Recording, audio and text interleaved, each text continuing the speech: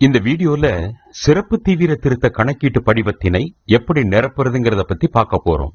முதல்ல இந்த ஃபார்மோட மேல் பகுதியில உங்க வாக்குச்சாவடி நிலைய அலுவலர், அதாவது BLOவோட பெயர் மற்றும் மொபைல் எண் இந்த இடத்துல இருக்கும்.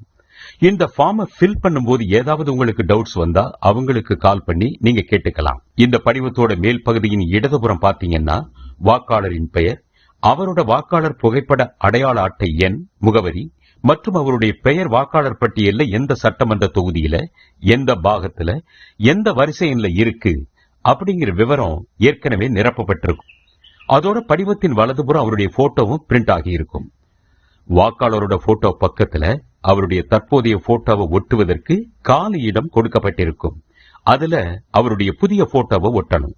அதுக்கப்புறம் இந்த படிவத்தை வாங்கிய அத்தனை வாக்காளர்களும் முதல் பகுதியில அவர்களுடைய விவரங்களை நிரப்பணும். அதாவது பிறந்த தேதி, ஆதார் எண், விருப்பம் இருந்தால் கைபேசி எண், தந்தை அல்லது பாதுகாவலரின் பெயர், அவங்களோட வாக்காளர் புகைப்பட அடையாள அட்டை எண் இருந்ததுன்னா அதையும் எழுதலாம்.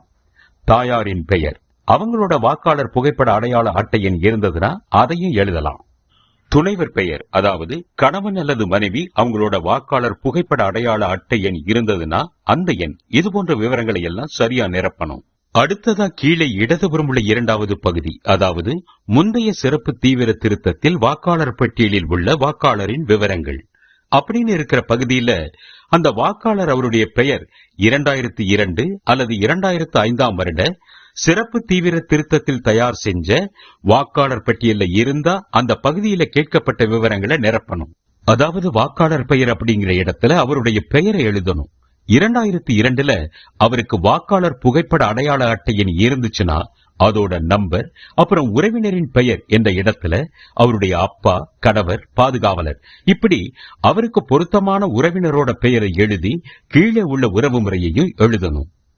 அடுத்து 2002 அல்லது 2005 சிறப்பு தீவிர திருத்தத்தின் போது அவர் எந்த சட்டமன்ற தொகுதியில இருந்தாரோ அந்த தொகுதியுடைய பெயர், எண் மற்றும் அந்த வாக்காளரோட பாகம் எண், அதாவது பூத் நம்பர், வாக்காளர் பட்டியல் அவரோட வரிசை எண் ஆகியவற்றை எழுதணும். ஒருவேளை அந்த வாக்காளரோட பெயர் 2002 2005 வாக்காளர் பட்டியல்ல இல்ல, அப்ப என்ன செய்யறதுன்னு அடுத்து பார்ப்போம்.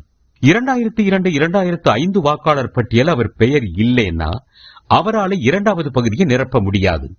அப்போ இந்த மூன்றாவது பகுதியில அவரோட உறவினர், அதாவது அவருடைய அப்பா, அம்மா, தாத்தா, பாட்டி, இவங்கள யாராவது ஒருத்தருடைய பெயர் 2002 2005 வாக்காளர் பட்டியல இருந்ததுன்னா அவங்களுடைய பெயர் 2002ல அவங்களுக்கு வாக்காளர் புகைப்பட அடையாள அட்டை இருந்ததுன்னா அதோட நம்பர், அவங்களோட அப்பா, கணவர் பேரு நிரப்பணும். அடுத்து உறவு முறை அப்படிங்கிற இடத்துல அவர் வாக்காளருக்கு என்ன உறவு முறை அப்படின்னு எழுதணும். அப்புறம் அவர்களோட, அதாவது யார் பெயர் 2002 2005 வாக்காளர் பட்டியல்ல இருக்கோ அந்த பெயர் இருக்கிற சட்டமன்ற தொகுதி பெயர், பாகம் எண், வரிசை எண் எல்லாத்தையும் ஃபில் பண்ணணும். இதை முடிச்ச பின்னாடி கீழே இருக்கக்கூடிய 3 உறுதிமொழியையும் பொருத்தமா ஃபில் பண்ணி வாக்காளரோட கையெழுத்து அல்லது கை ரேகையை இட்டு, அவர் இல்லாத பட்சத்துல அவருடைய குடும்பத்தில் இருக்கிற 18 வயசுக்கு மேற்பட்ட நபரின் கையெழுத்து அல்லது கை ரேகையை பதிவு செஞ்சோ